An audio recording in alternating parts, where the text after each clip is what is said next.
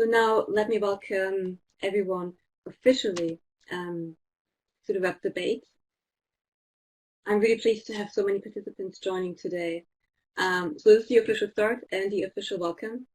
And today we will address questions of gender and diplomacy, and in particular, gender in diplomatic training. For this webinar, we ask, what is needed for a well-rounded curriculum, for a gendered curriculum? What training, what capacity building initiatives do we need to support?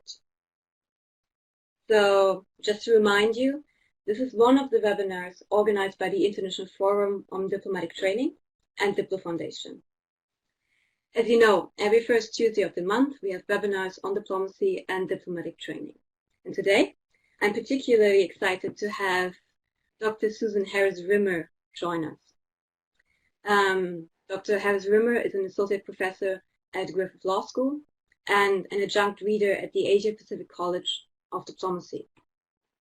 She has extensive knowledge on gender and diplomacy and was selected as an expert for the official Australian delegation to the UN Commission on the Status of Women in New York in 2014, and just to mention one of her many important accomplishments.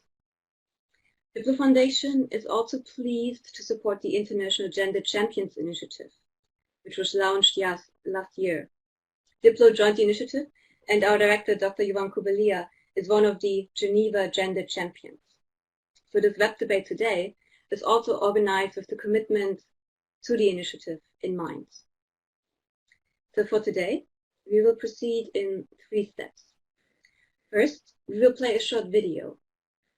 2 key people behind the International Geneva Gender Champions Initiative are the US Ambassador at the UN in Geneva, Pamela Hamamoto, and the Director General of the United Nations Office in Geneva, Michael Müller. They weren't able to join us today, but they recorded a video message that will introduce the initiative. After that, Susan will share her experience and insights from her work as an academic and practitioner. And third, and finally, we will open the floor for questions and enter a debate with everyone who has joined us today. So to begin with, we will play the video. So please stay with us to hear from Susan afterwards and then to join the debate. So let me start with the video introducing the Gender Champions. Thank you for giving us an opportunity to speak with you today about an important initiative that we launched last year called International Gender Champions. The overall objective of the initiative is to unite the leaders here in Geneva, the decision makers, the people of influence, around a common and comprehensive effort to promote gender equality. And I would say that we've had great success in our first year. We currently have 100 gender champions representing every region of the world. I believe we have all the key international organizations represented, as well as many other political and business leaders in this community. We're all very committed, and it's really brought together the leadership here in town around a very, very important initiative. So why is it important? You know, the world is faced with an enormous amount of really heavy problems that need some very concerted and solutions. We are not going to get there if we leave 50% of humanity behind. We're only going to manage if we all put our shoulder to the wheel, and that means making sure that both women and men are part of the solution. And this is what this is about. We realize that if we continue as we were with business as usual, gender parity and bringing in women into the decision-making process in a meaningful way would take another 100 years or so. So we thought that we'd do something that was meaningful, that was easy to understand, that was easy to measure, and that had an impact. What was different about our approach was that we thought it was important to really have commitment from the top. And so we asked the leadership here to make personal commitments. They're public. There's peer accountability that comes into play that we found is very powerful. But there's a spirit of cooperation and of really coming together. We put in place one universal commitment called the Panel Parity Pledge, and it's where we all commit to push back against all-male panels or panels that don't have gender balance. We all know how important it is to hear diverse viewpoints and to really increase women's representation. So we've all been working hard to have conversations when we're asked to speak on panels or attend conferences about the gender balance. It's really it caused a culture change here in town, where we're already seeing some important improvements in the ratio of men and women on the stage. Well, it also goes for all women panel, by the way. Exactly. So we are really looking for parity, if not parity, certainly to make sure that both genders are represented on any kind of panel or discussion that happens, which will in turn help particularly women to get more visibility and to be part of the conversation and ultimately part of the decision-making process. And then in addition to the pledge, we've asked each champion to make 2 other individual commitments that are customized for their own organizations based on their priorities, their resources, their interests, and what they thought they could achieve in a year. So with the pledge and these 2 commitments, we're really making a difference here on the ground. I think one of the biggest success stories so far has come with the Panel Parity Pledge, because we're seeing champions intervening daily in their engagement around town. In addition, we've seen a lot of progress with the individual commitments that champions have made, and these span areas of good governance, of work-life balance, leadership and accountability, training programs, making sure that we have better representation from delegations that come to town. So there's really a broad array of efforts that are going on here, and in every area we're seeing great success. In fact, Director General Moeller has put in place a very comprehensive gender policy for his organization. I think it'd be great if you could tell us something about it. Well, bizarrely enough, we didn't have one, so I decided that one of my pledges should be the establishment of a gender policy for the UN here in Geneva, and I've done that. It went into effect on the 1st of September.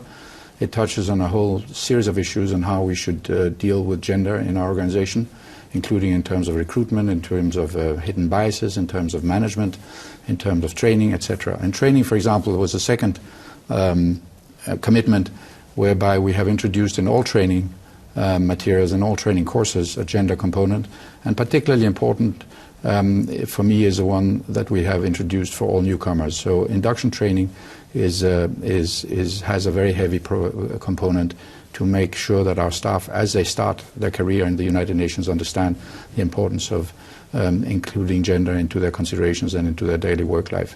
Just like you are doing in Diplo, I think it's a very important element of really moving the dial forward, considerably on this issue. So now we are moving into the future. We're setting an example elsewhere. We've just, Pamela and I just launched it, a soft launch in New York last week. We're trying to push it in other big cities, Vienna, Nairobi, London, and other places where we have major UN and international presences. So it's exciting to think about and to actually start seeing this spread to other important multilateral hubs. We're also very focused on making sure that we're firmly grounded here in Geneva. So in the coming year, we're going to be working to strengthen our Panel Parity Pledge commitment, to bring it deeper into the organization, so it doesn't pertain just to the champion, the leadership. We're also going to be asking our champions to help us amplify our message by making speeches or writing articles or producing videos that just help tell our story to the world and the importance of promoting gender equality. And we're going to try to make sure that throughout the whole organization there's increased buy-in.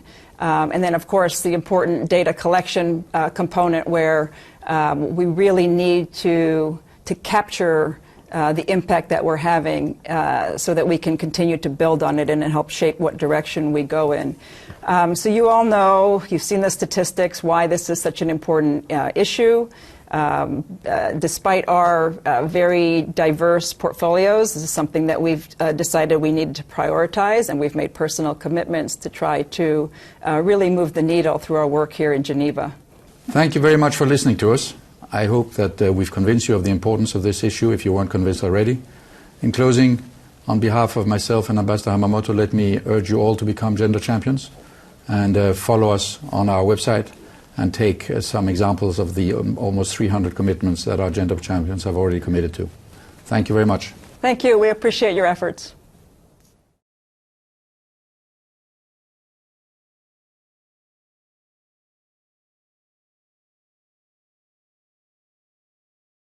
Good. So we had a very brief introduction into the Geneva Gender Champions Initiative. And basically from here, I'd like to lead into the discussion. And I have two questions to Susan to begin with. In a sense, so we had an introduction on the Geneva Gender Champions Initiative.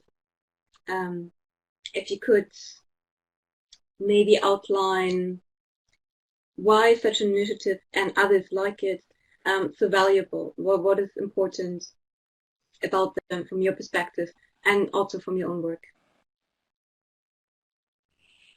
I think what is particularly valuable about the Geneva network, and it's now spread to New York, is that it harnesses the network of people in the ground in a particular space and time. So there's only so much the US ambassador could do on her own, or the UN official could do on his own, or the Australian ambassador could do on their own.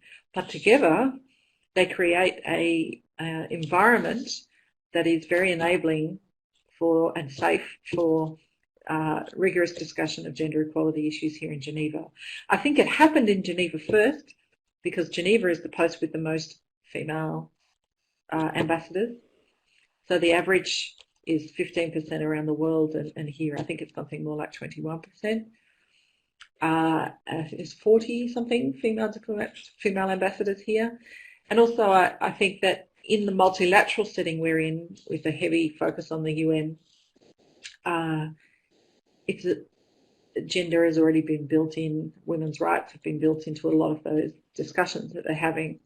So it's highly relevant work for the ambassadors here, and they've got a conducive environment. And what comes next is to create a system that by using their status and power, they are creating spaces. So today here at the Graduate Institute, I'm actually next door are 50 young female diplomats that have been nominated by their champions to come and have 2 days of intensive leadership training. It's a practical, very practical initiative is what I particularly like. And practical things that are very transparent. So you can easily answer the question, what difference does it make? You can say, well, the conversations have changed. The people having the conversations have changed. The space, the environment has changed. The African women ambassadors got together and created some paid internship programs for talented young women from the African Union to come to Geneva. Lots of things are in the pipeline. I think it's good. Yes, I absolutely agree. Before we move on to the discussion, I wanted to give you the floor to give us a brief introduction on your insights, on your work, on your perspective. So. Sure. I'm specifically today going to talk about how should young diplomats be trained, or graduate diplomats come into their foreign ministry. What should the curricula look like, and where should gender issues sit on that curricula for diplomatic academies, training academies? I'm quite aware that it's very diverse, the way missions train their diplomats. Some go outside to university, some have internal structures, some do regional training. They're all different, but I think here we're just focusing on what might the core curricula look like and what should be some of its elements. So some of the reasons why I believe it's important to have a comprehensive gender curricula, I'm just using the Australian example here. Our outgoing secretary of our ministry identified 5 challenges that he was the most nervous about for Australia's diplomatic future. And these are the 5, and you'll see at number 3 he's picked gender diversity. And that is because most foreign missions are really struggling to retain women in senior ranks. So as I said, 15% ambassadors around the world, that is not a healthy figure. And it's not just gender diversity within the mission, it's also the ability to deal with gender diversity in foreign policy itself. Peter Varghese saw this as an innovation issue. So basically that Australia needed to innovate its attitudes and its the way it's training diplomatic officials to deal with these issues. So that's kind of why I think it's important, but it will be important in lots of different ministries for different reasons. For some, so for Sweden, they have a feminist foreign policy. You could say that's a very strong reason why they might want to have some solid gender curriculum. But basically, I think the major reason why is because the basis of most diplomatic work is analysis, good, rigorous analysis of situations and contexts. The ability to understand how demographic and gender performances play out in any particular type of context is a key type of analysis. You won't understand any societal context unless you can bring that gender dimension to it. So it is a basic skill, I think, for a diplomat in order to be able to really understand their surroundings. So simply, what should be in a gender curricula? So I have some preconditions. I believe the gender curricula must be linked to the overall strategy of the foreign ministry. So again, using Australia as an example, we will have a white paper soon that will outline what the next 10 years will look like for our Australian foreign policy. That strategic vision is where the gender curriculum should fit. So in other words, it should be very clear to all diplomats as to how getting better at this work or having a deeper understanding of gender issues will increase their strategic ability to fulfill their mission. So in a certain sense, it's not just nice to do, it has to be strategic to do. It has to be part of their mission objective. I also feel that the gender analysis of their own situation, so the debates about gender equality within their ministry and the representation of women is very important to their ability to represent gender issues outside the mission. So I would like those 2 issues fused. So, for example, most ministries have a women in senior leadership strategy. That should be very mapped on and strategically linked to their external gender and foreign policy objectives. I also think the curricula should have some concept of the history of gender issues in diplomacy. So, in other words, women as professional diplomats, career diplomats, really only starting in the 1920s and starting to think about some of that history of the pioneers of diplomacy in each country, in each context. Also, if we're talking about gender, we're not just talking about women, we're talking about the performance of gender roles. And this should be very important.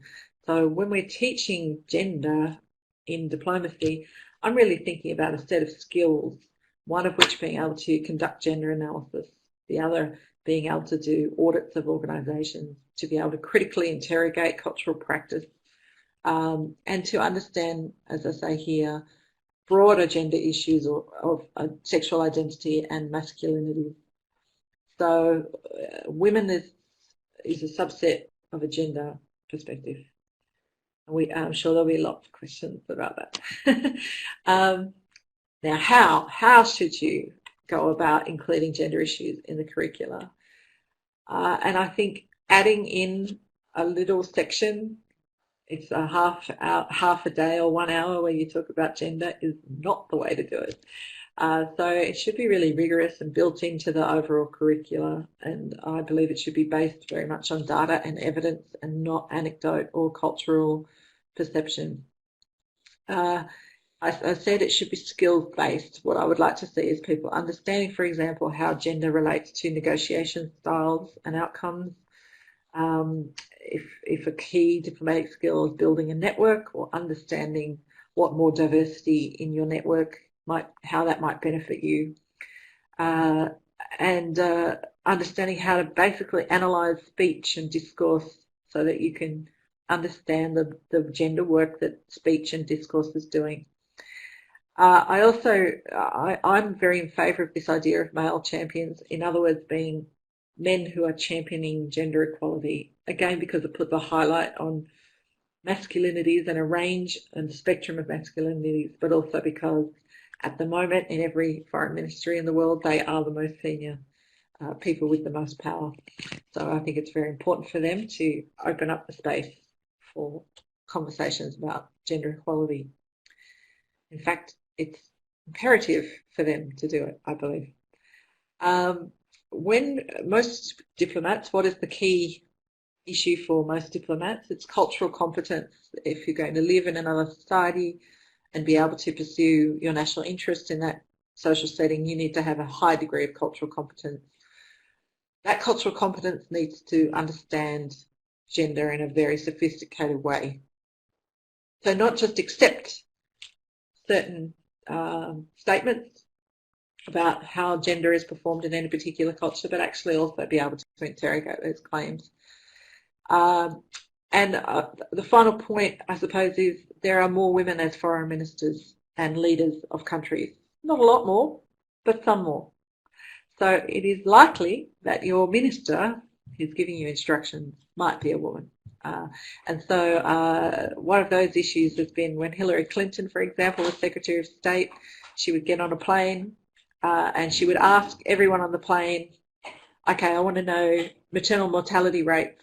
I want to know how many women are involved in the formal labour participation market. I want to know the gender pay gap. And she would expect to know those things just as if she had asked, what is the GDP? Who are the major parties? What are the main cities? She would consider those as important facts for her understanding of that mission. And the aides all went scurrying to find that information that they did not indeed have at their fingertips. She would also host a round table every country she visited of female leaders, often informal civil society leaders. And so it also challenged the networks of a lot of the US diplomats. Finally, what are the challenges to gender curricula? There are some aspects of traditional diplomacy which already have a high visibility of gender issues, and that would be, for example, the multilateral agenda, particularly around human rights, but also, as we were speaking about before, the Women, Peace and Security agenda in the Security Council, for example, or issues of development. So where the foreign mission is fused with the official development assistance agency, you're going to have some high understanding of gender issues in the development space. The more difficult areas from my perspective have been trade and economic diplomacy. And there you have some specific issues with technical agencies, so treasuries, central banks, finance ministries also participating in economic processes as well as diplomats. And you have maybe even less women involved in some of those economic institutions than in the foreign mission. Intelligence is an area which has been very challenging for gender analysis. Even though women are often in many societies constructed as more peaceful, they have not been chosen or involved in peace negotiations and mediations. Very low extent. Christine Bell's research says 5% inclusion rate. So I see that as an area which needs a lot of focus. And generally speaking, from my experience, the bilateral relation between a country and another country, the country strategy, the bilateral country strategy, often does not have a very deep gender analysis underneath it. And that bilateral relationship is the cornerstone of most diplomacy. And I just put there that you still have some real problem with those crucial bilateral posts being places where women are posted. So the most recent study by Anne Townsend, Begay and Nicholson basically said women are less likely than men to end up as ambassadors in countries with the highest economic and military status. So that's in the 2016 article, and so the most important bilateral relationships might lack some of that gender analysis. So they'd be the areas. I mean, I do see a lot of gender curricula for diplomatic academies, and they really require a much more depth. At the moment, they are limited to certain. Really, they just look at maybe what the women's rights situation is within the United Nations, for example, and they talk about CEDAW and they talk about the Beijing Women's Conference, or a slice. But what I want to see is the core mission of the foreign ministry in its context, in its time, taking on a sophisticated gender perspective. We're yet to see that in any of the curriculum I've seen, but I think the potential is definitely there. And I've seen that some of our colleagues on the chat have been speaking about some very specific initiatives. Some are to have ambassadors for women and girls in some countries. So I believe Norway, Sweden, Australia and the US have specific ambassadors for women as a thematic issue. And I've also seen that other countries have got networks of their female ambassadors. So I was very happy. A lot of my research is on Afghanistan. I was very happy to see that the Afghanistan Ministry for Foreign Affairs has launched a Women Ambassadors Network. So any of those initiatives which encourage women within the mission are really important, but it also requires this good gender analysis of the foreign policy strategy as well. So both integration and gender mainstreaming in policy, both arms are equally important. Ready to take questions? Ready for the debate? Thank you so much, Susan. There was so much here. It was very insightful, and already from just seeing the questions that are coming in while you were talking, and some of the points you were mentioning, there is a lot to discuss here. Okay. Maybe, I mean, I liked your presentation. I liked how you emphasized that a gender curriculum on its own is needs to be supplemented by a general strategic direction of a foreign ministry. As you said, a one-day training is not good enough. It needs to be a comprehensive effort. I think these points are really, really important to note. Maybe starting with some of the things that have been mentioned in the chat so far. So we had quite a number of participants actually who shared examples from their own countries, from their own experience. So for example, Mohammed Daud from Afghanistan shared an example of the Afghan Women Diplomat Association. Then we had an example from Somalia, from Abdikadir, who mentioned that, for example, in Somalia, 30% of parliamentary seats are reserved for women, working on gender equality there. And we had an example from Namibia, where there's an aim of implementing a 50-50 gender representation in Namibia. And so just at the end of your presentation, I noticed you mentioned that you've done some work on Afghanistan.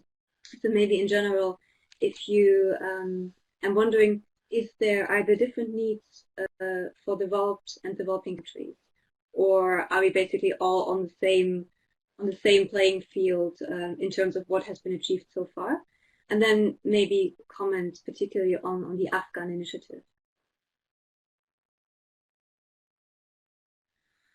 Certainly. So the first issue, no, and in fact, I think it was really the Latin Americans who were the great innovators in gender and diplomacy from the 1920s and 30s, and also some of the Soviet states, some of the ideology favoured women in the public service, and so the very first career ambassador was Russian, first ambassador. But you also, I think these days, some of the most positive findings or progress is coming out of the African Union as a regional organisation, and as countries, individual countries, the Nordics, particularly Sweden and others, Sweden, Denmark, and Finland and others. But it's really, I don't think anybody can really rest on their laurels in this area, because it's, in some ways, it's temporal. So we've only had women as diplomats for 100 years.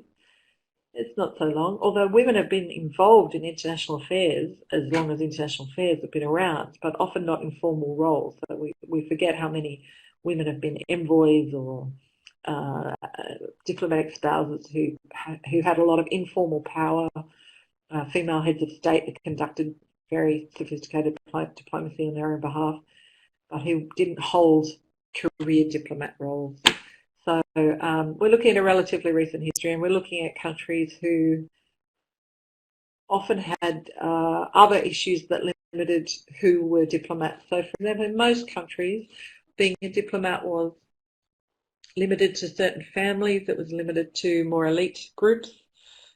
Even today, it's definitely limited by very high standards of educational attainment. So there's a range of class and status issues that also come into account, not just gender, and also citizenship issues. It's only quite recently that migrants have been able to become diplomats, for example. So there's a range of issues as to why this is pioneer stuff, yeah. But I actually do think many developing countries are right out in front. And of course, if a country is very powerful, like the United States, and they have a Secretary of State in, say, Madeleine Albright or Condoleezza Rice or Hillary Clinton, then that can have a very large effect on the rest of the world. Right? So some gender innovations have more impact on the rest of us than others. And I do think the US Ambassador for Women and Girls, the Global Ambassador at Large, and Malone Verveer, that appointment, that was very important. This idea that you could carry an international brief for women's rights was quite a fundamentally different idea. We've had thematic ambassadors for a long time, so there's often been disarmament ambassadors, special envoys on particular issues. So this was the first ambassador to carry a demographic brief. And about Afghanistan, yes, I think the current president is to be commended for making some really high quality appointments, and particularly here in Geneva. The ambassador here is extraordinary and was a Minister for Health and has a very strong health background. And it's very important for the world to both see and hear from women who can explain what the situation might be for them if certain security situations are allowed to return, for example. It has a lot of impact. And also Afghanistan, many developing countries, they are required to use the talent they have. Such disruption to education or to other issues, that they're talented, intelligent and educated people must be used. Yeah, it would be a tragedy if some countries did. I'm thinking about East Timor, where a lot of my work has been.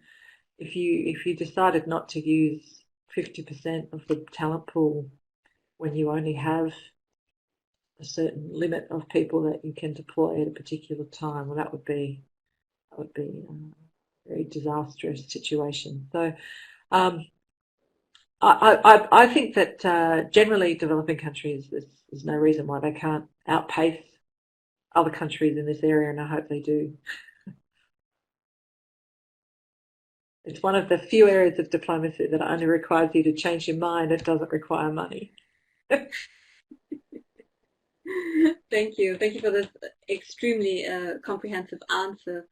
From the audience, there was especially a thank you for touching on Afghanistan. So I'm just passing this on to you.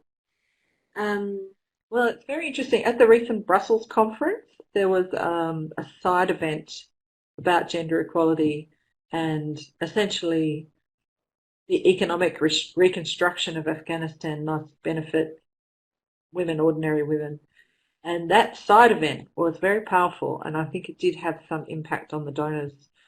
So that's the first time I have seen a big donor event have a specific gender equality side event, and at which ministers were speaking.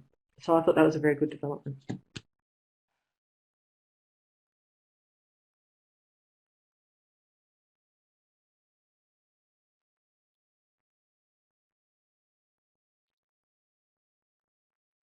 Hello?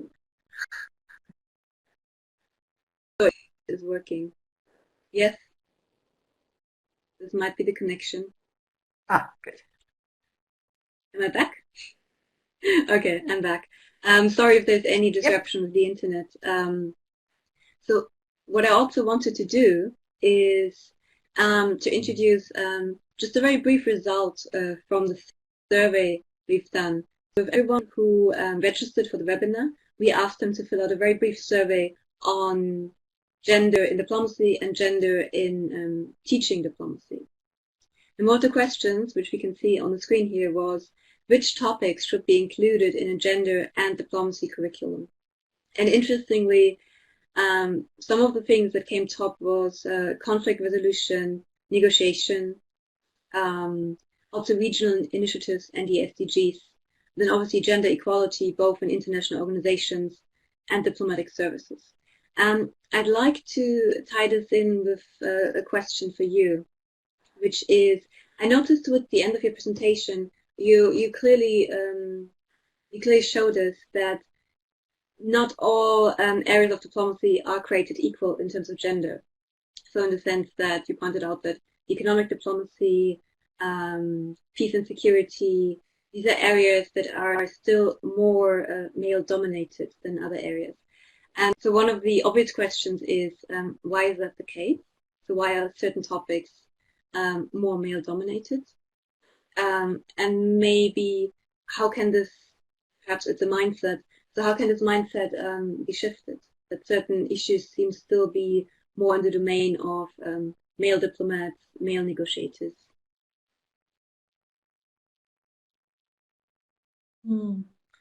I think generally they signal areas of crisis. So crisis diplomacy tends to be male-dominated. To be honest, I just think it's people maybe revert to more conservative attitudes in times of crisis. Maybe are looking for more command and control types of styles. I'm not sure. But I think definitely for economic diplomacy, for a start, there's very few female economists. So you're looking at only 15% of trained economists. It's part of the technical capacity for those particular types of career paths. And it's the same with science, climate science, for example. There's just less female scientists. So if you suddenly give a large diplomatic role for climate scientists, you're going to have less women at the table. Yeah. Internet governance is another one. So sometimes it's the professional pathway is limited, so the sample size is already very narrow. The second, I think, is that the actors are different. So in economic diplomacy, I was thinking particularly about the G20, which is the work I do, and the Group of 20. There are very few female ministers of finance and very few female central bank governors, and they are the key diplomatic actors in that forum. So it's very interesting as to why that might be, but I think because they carry high status, they are some of the last bastions to fall to the first female appointments. But you have seen some, so you see Janet Yellen as the Reserve Bank Governor in the US, and of course you see Christine Lagarde as the first woman to run the IMF. So that economic space, I think, is quite a difficult space. Trade negotiations has also been quite a difficult space. So if you see any of the pictures of the Trans-Pacific Partnership Treaty negotiations, The ministerial level, just guys. I think there's maybe one woman in the picture. So compared to a conference on women's health, where you would see maybe other types of demographics. So it's really about paying attention. If we think it's unacceptable to have all male panels in Geneva, it's probably unacceptable to have all male trade negotiations, I believe. But even then, I could probably live with that if there'd been really good, decent gender analysis of the particular negotiation and it was able to be made in some way public. But we don't have that either. So there's a lot of problems for the social, and we know there's a lot of social legitimacy issues with the trade agenda at the moment. So that's the economic diplomacy space. The peace and security space, I mean, the UN has, until very recently, had no high-level female mediators, which I find bizarre. And they're on a push at the moment to appoint more female mediators and special envoys. But I don't understand why that should be the case, especially when there is such a correlation often of women's movements and peace movements. But there it is. And disarmament's another area which is exceptionally male-dominated. So generally speaking, in the literature, the higher the status, the lower the women. So the higher the reward, the lower the gender representation. So I can assume that those are the levels of diplomacy that have the highest status. So as opposed to, say, consular work or public diplomacy or what else? Maybe educational exchange. There are other aspects of diplomacy that don't seem to suffer the same sorts of ghettoisation, they call it. But I'd love to hear people's experiences of that from their own ministries, whether that correlates with their experience. Yes, absolutely. No,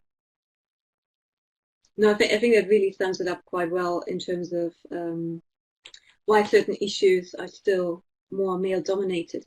It also ties in very well with a question from one of the participants, Anne-Sophie Louis, and she was asking whether or not it's also worth including an age perspective, thinking of different rights and needs for girls and women. And in a sense, you already addressed that by saying, in some cases, we still lack women trained in certain disciplines. So it's also an issue of maybe even starting earlier in terms of school education, university education, and promoting gender equality there. And also, because we have quite a number of questions coming in, I'd like to combine that with two other questions, if I may. One question from my colleague, Barbara Rosen-Jacobsen. And her question is a bit more critical. So she says, there seems to be an assumption that we are improving in gender balance throughout time. So kind of like a gradual but steady improvement. And she says, yet in Geneva, gender balance has only improved by 4% in the last 10 years. So should we be optimistic or pessimistic, she asks. Okay. There was one more question I wanted to add. Yeah, I might start with, oh, one more, sorry. Okay. No, please go ahead. Please go ahead. Pessimism, yes, and then, well, on the age lens, any type of demographic analysis that thinks about foreign policy from the point of view of a more sophisticated demographic lens is a good idea. So it is absolute. So basically what happens at the moment is that we are all too focused on the words and actions of only a few, very few, usually male elites. And we miss big issues in foreign policy that affect foreign policy as a result. Case number one being the Arab Spring, most obviously. So I think this is when everyone started realising that their traditional diplomatic analysis was just too limited and too narrow, and they were going to miss really important issues if they didn't understand masculinities in a particular context, or weren't focused on youth, and when they are focus on youth in a very sort of instrumental way, like the youth bulge, for example, or potential powder kegs as opposed to young people as agents of change. And I do take my hat off to the State Department and Barack Obama, who's had a very strong focus on young people in all his foreign policy visits. All his foreign policy endeavours have been focused on town hall meetings of young people wherever he goes. I think that's been quite powerful, both from a public diplomacy sense and also from just strategic bilateral negotiations. Yes, I think it's very important. So you will not understand Korea or Japan unless you understand the burden that their ageing population is putting and their low demographics, their low replacement population rate. It's driving their whole economic policy. So Abenomics is basically about these issues, these big demographic issues. If you didn't understand the impact the one-child policy had on China, you're not going to understand China. So these social issues, these big demographic trends, they are core parts of foreign policy and they deserve to be given attention. And if that means you need some people within the department who have some sociological training or some demographic expertise, well, so be it. But basically, just focusing on an elite leader is not going to give you enough material to be a good diplomat. So it's essentially about as the world globalizes and democratizes to a certain extent, you need a broader source of information. And on that point about should we be optimistic or pessimistic, if your world is run by data, as mine is, you should be pessimistic. So the European Office for Gender Equality has basically said gender equality in Europe has declined by 2%. The World Bank have recently told us that female labour participation in the formal economy that's been on the rise since World War II has globally declined last year. Again, only Latin America is saving us from worse statistics.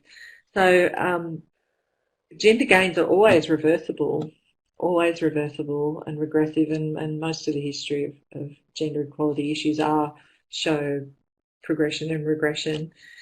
And I suppose in terms of the status of women in any society is going to play out in who that society decides to send to embody their state in representation and negotiation. So the status of women in diplomacy or gender diversity in diplomacy more generally is a great proxy for women's status in that society.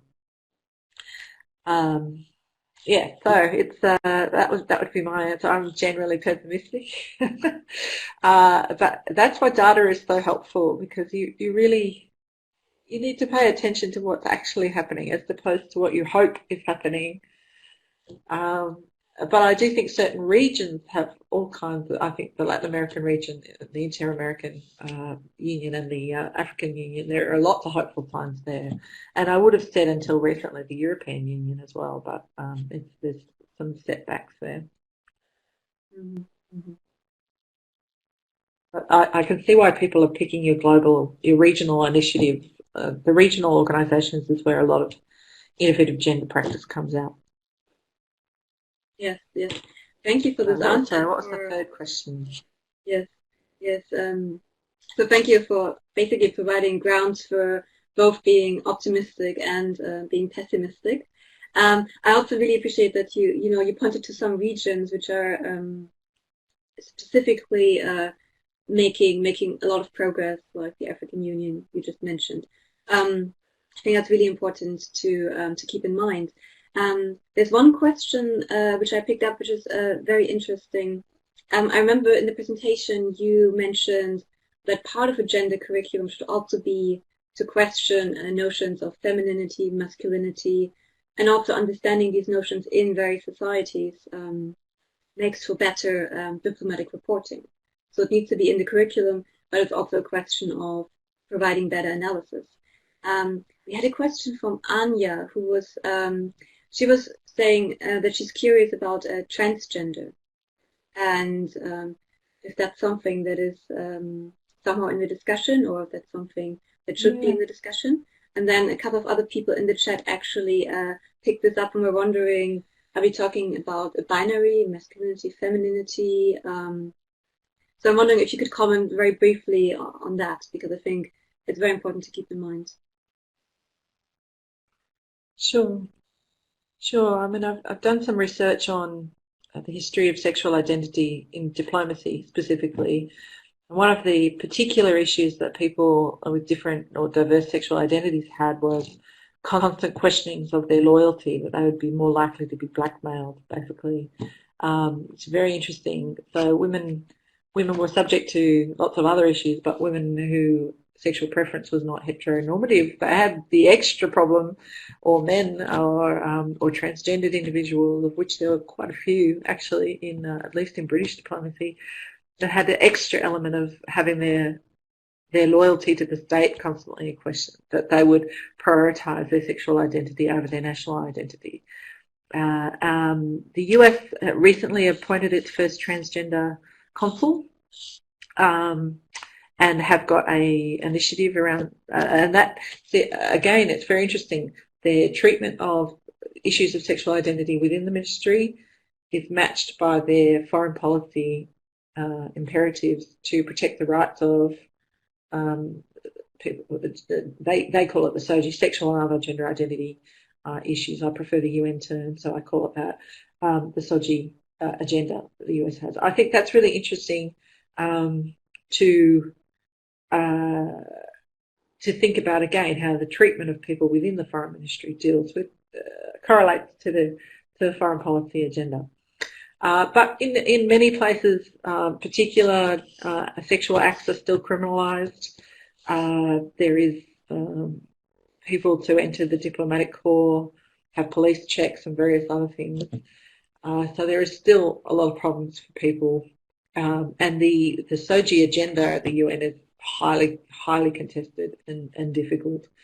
So I'm sure it would be difficult for a lot of people on the feed. So this is an area where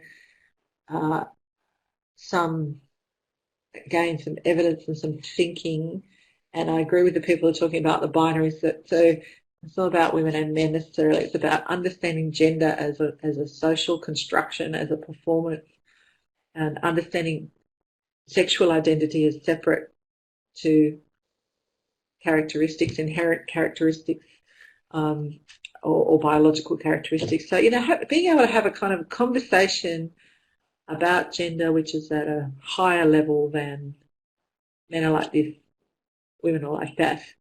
That's what you want. You want that level of sophistication. And of course, people in foreign ministries are completely have the capacity to have that level of sophistication in the same way they would have an incredibly sophisticated view of the war in Syria.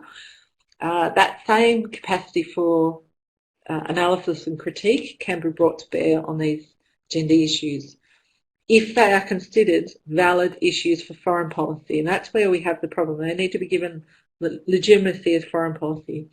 And so you could say it's as these issues pertain to impact on foreign policy. And in most traditions, there's still this idea that there is a strict demarcation between the public and the private, and that all gender issues are private, and that all those sexual identity issues are private, and also that women's place is in the private realm, not in public space. So you still have a lot of these societal constructions that mean that it's still really hard to get a legitimate space to talk about sexual identity issues, but also just basic issues about women and men in any society being taken seriously as foreign policy discussions.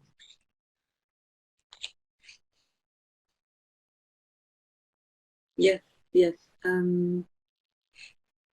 Thank you. I mean, this was really comprehensive, and I think some of the concerns we had in the discussion were really addressed by this. I think it's really important to emphasize.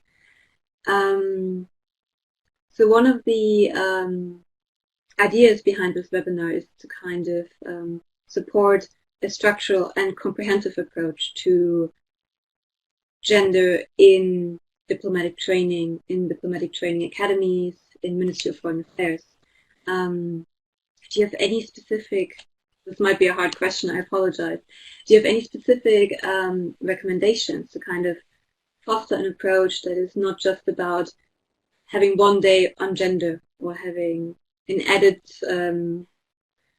presentation on gender after a whole day of diplomatic training. Do you have any recommendations for kind of supporting a structural and comprehensive approach for diplomatic academies, for diplomatic training institutions, for Ministry of Foreign Affairs?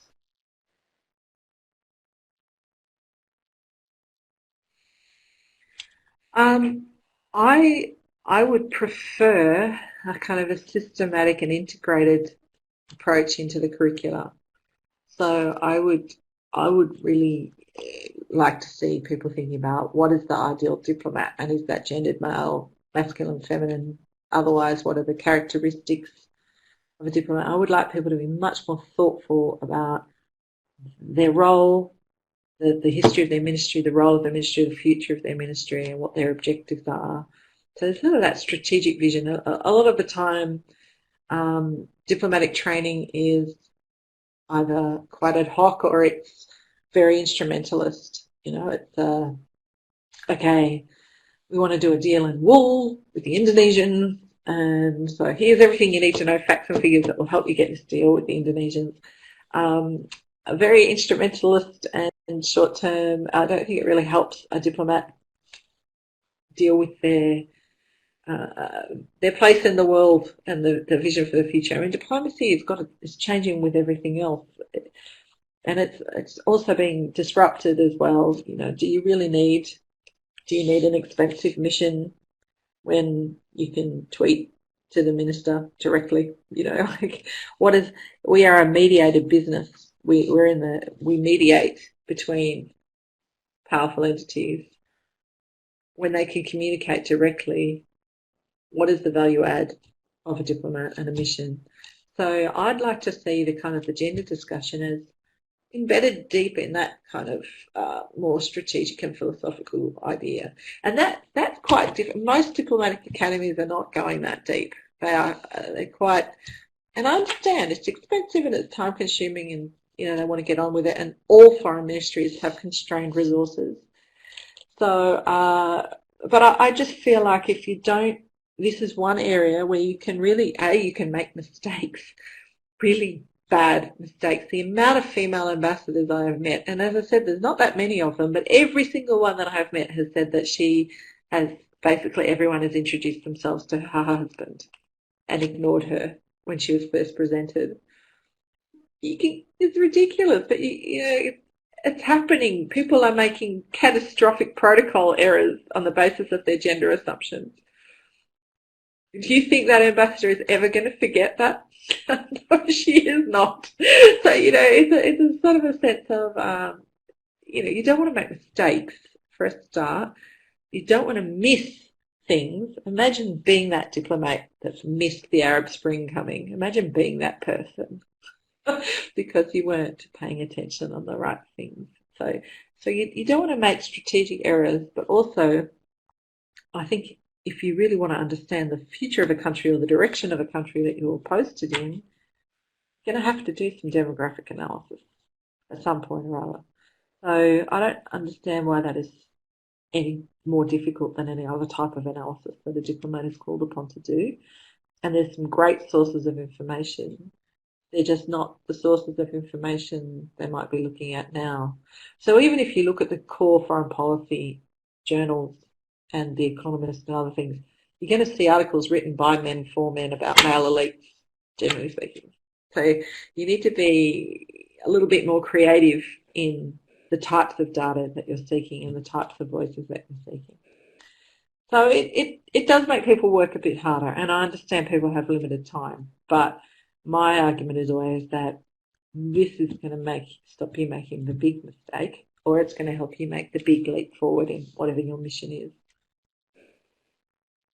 Okay. Thank you so much. If I may be cheeky, I'm going to use this wonderful final statement of why a gender perspective is important in diplomacy in order to not miss the big things, basically, as you said. I'm going to use this to wrap up and to close the webinar for today. And we still have a very active discussion going on, actually. And for those people who are interested in learning more and hearing more, we will provide the recording of the webinar. We will also write a summary and provide a summary of the webinar. So there's plenty of opportunity on YouTube, on our blog, to continue the discussion.